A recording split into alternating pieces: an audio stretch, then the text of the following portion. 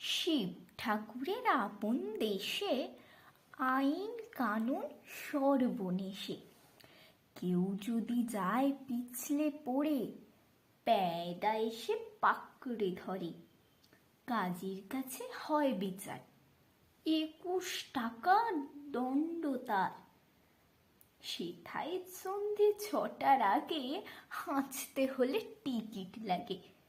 হাঁচলে পরে বিনা টিকিটে দমদমাদম লাগায় পিঠে। কোটাল এসে নস্যি ঝাড়ে, 21 দফা হাঁচি মারে। কারুর যদি দাঁতটি নড়ে, 4 টাকা মাশুল ধরে। কারুর যদি গোঁফ গজায়, 100 আনা ট্যাক্স যায়। খুঁচিয়ে পিঠে গুজিয়ে ঘাড়, সেলাম ঠোকায় 21 বার।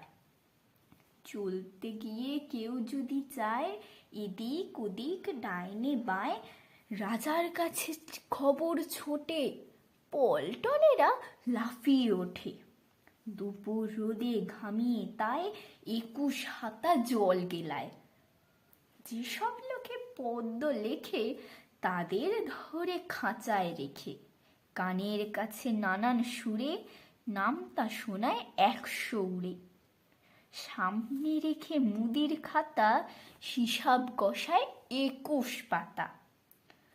হঠাৎ সেথায় রাত দুপুরে নাক ডাকালে ঘুমের ঘোরে, অমনি তেড়ে মাথায় ঘষে গোবর গুলে বেলের কোষে। 21 পাক ঘুরিয়ে তাকে 21 ঘন্টা ঝুলিয়ে রাখে।